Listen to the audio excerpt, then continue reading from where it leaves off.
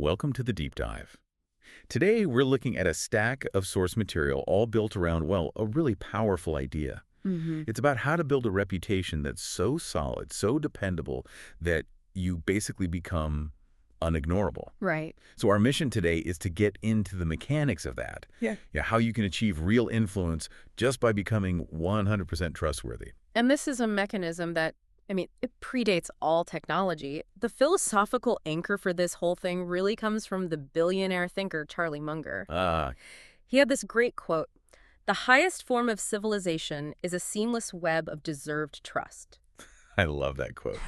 A seamless web of deserved It trust. sounds so academic. It does. A little bit. But before we get lost there, let's translate it into something you can feel right now. Let's talk about your gaming squad. A perfect analogy. Absolutely. Because you know this dynamic. You've got that one teammate in Fortnite, the pressure's on, and they swear, I've got you, I'll build cover. Yeah, don't worry. But then they just dip out.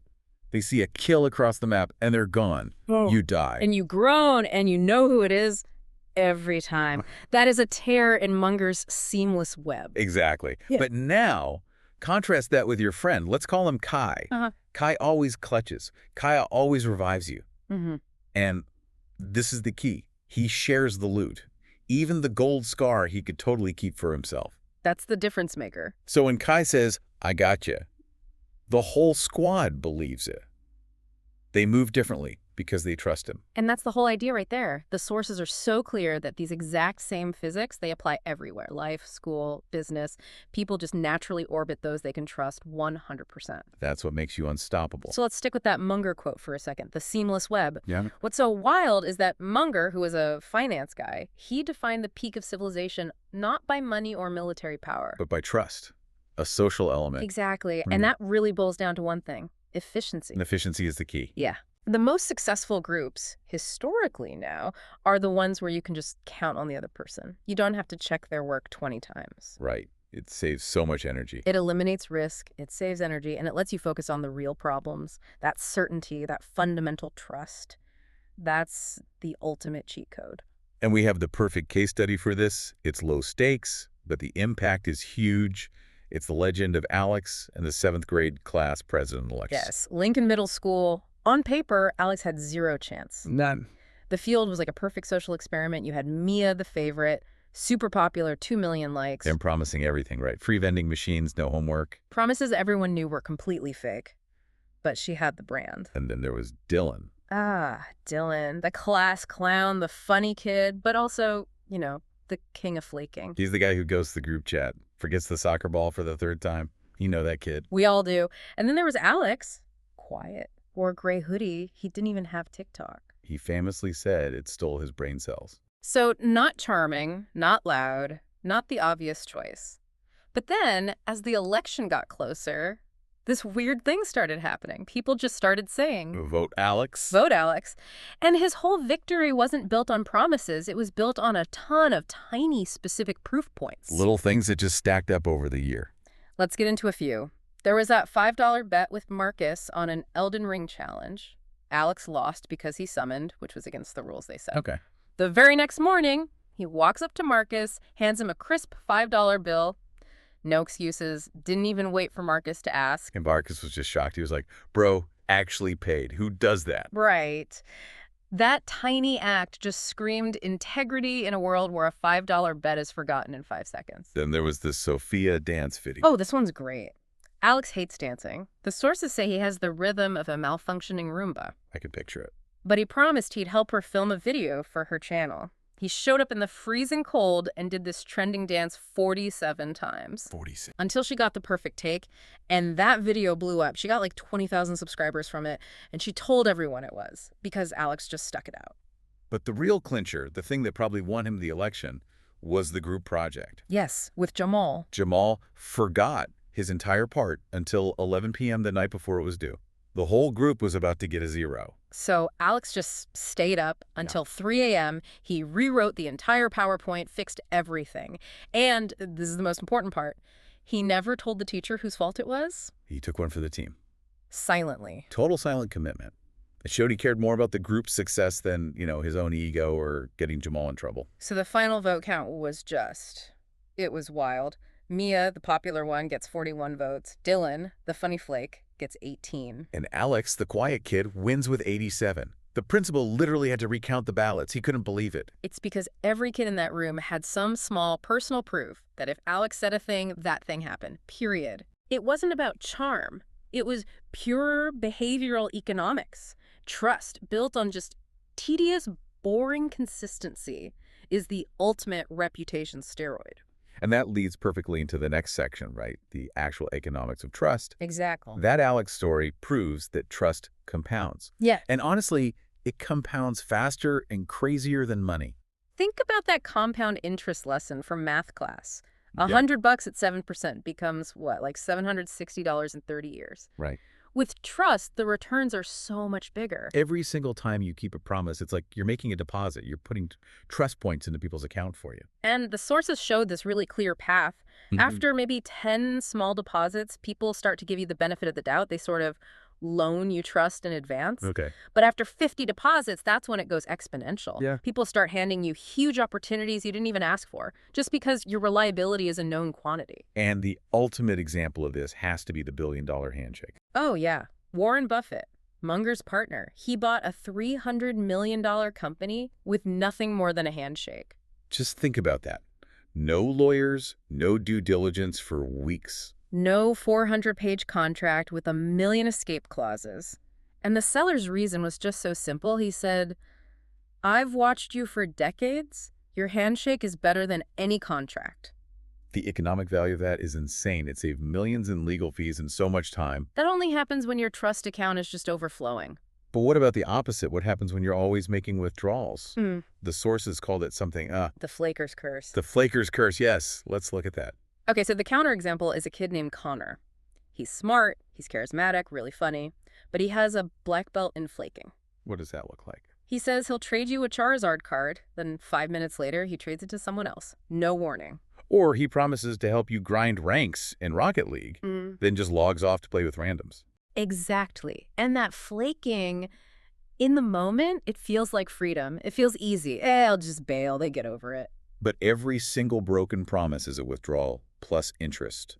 His trust account is just always in the red. And people don't yell at him. They don't confront him. They just quietly adjust. They stop inviting him to the study group that cracks the impossible physics problem. Right. The coach won't give him the ball for the game-winning play, even if he's the fastest kid on the team. Yeah. Why? Because he forgot his helmet 3 times in a row. He becomes, as the sources put it, quietly invisible. The opportunities just stop flowing his way, and he might go his whole life and never actually know why. He's stuck in this low-trust trap. Yeah. So that brings us to the rule book. How do you get out of that trap? And it comes from Munger's second big quote, what we're calling the every single time rule. Okay. He said, "The best way to be trusted is to be trustworthy every single time." And that standard is so important to underline. It's not 95% of the time. Not unless I'm tired. And definitely not. Unless something more fun comes up, it means every single time. And that's where the difficulty is, and the fragility. Trust takes years to build and, seconds to lose. It's the marble jar analogy from the sources. Exactly. Every kept promise is a marble in the jar. But one big lie, one massive flake. Crash. The jar just shatters. You don't just lose one marble, you lose the whole thing. And you're starting over from zero. So let's make this practical. If you're listening and you want to start doing this right now, the sources lay out this amazing 4-level action plan. Level 1 is where you have to start. Tiny promises. The goal is 10 of these this week. And it's all about controlling your margin of error. It's not just meeting an expectation, it's beating it by a tiny bit. Right, text back in 4 minutes, not 5. Be online for the game at 7:58, not 8 o'clock sharp. Why 4 minutes instead of 5? What's the point of that? Because you're sending a subconscious signal to the world and to yourself that you control your time and your commitments. It builds huge momentum for almost no effort. Okay, that makes sense. Then level 2 gets harder. Painful promises. 3 of these a month. And these are the ones that actually cost you something, either time or, ego. Like what? Like paying back the $10 you borrowed, even if you know for a fact the other person completely forgot about it. Oof. Or showing up to help your little sister with homework when the new Fortnite season just dropped and all your friends are in the lobby waiting. That's a painful promise. It's an act of integrity that tells your own brain that your word is your most valuable asset. Exactly. But this brings up a good question. Let's go back to Alex doing Jamal's project at 3 a.m.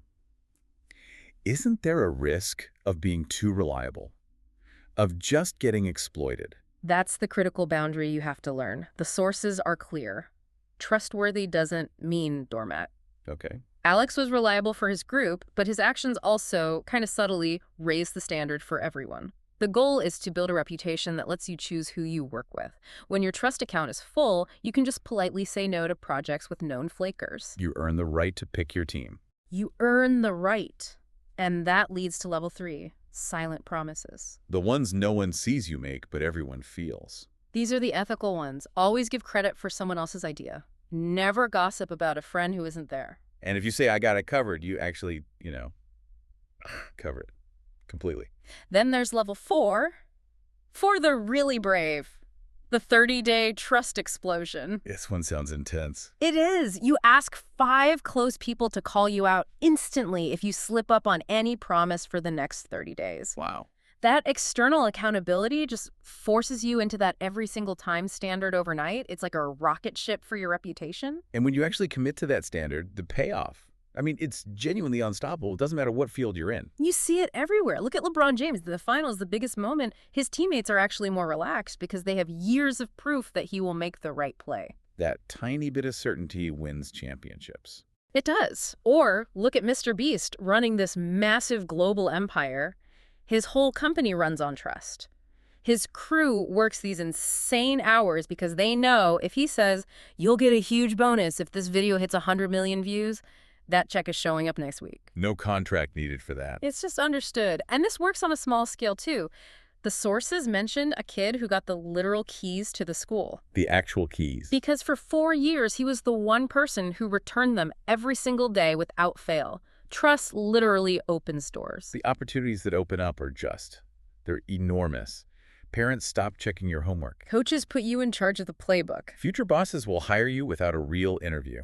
They'll just say, look, if that person vouches for you, that's good enough for me. Investors will give a 19-year-old money to start a business because your reputation for follow-through lowers their risk. Let's check back in with our characters.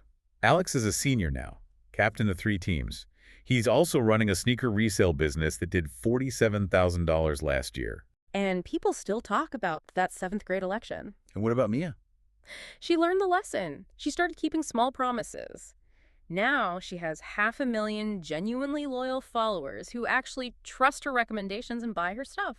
She turns superficial influence into real, tangible influence. The central finding in all this is that being 100% trustworthy, it often feels boring. It feels like a waste of time when no one's watching. But that's the whole trick. The people who win the biggest prizes later on, the promotions, the deals, the real influence, they're the ones willing to do the boring, dependable thing every single time. Right now. So I guess the final thought to leave you with is this. What hidden opportunity, what critical door might be close to you right now just because your trust account is a little underfunded? It's not about being the smartest or the loudest. It's just about being dependable. So start small. Today, do one tiny promise and just crush it. Stack that win. In a few years, you'll look around and realize you've built that invisible but unstoppable, seamless web of deserved trust. And when that web is strong enough, the world just starts to quietly and efficiently work for you.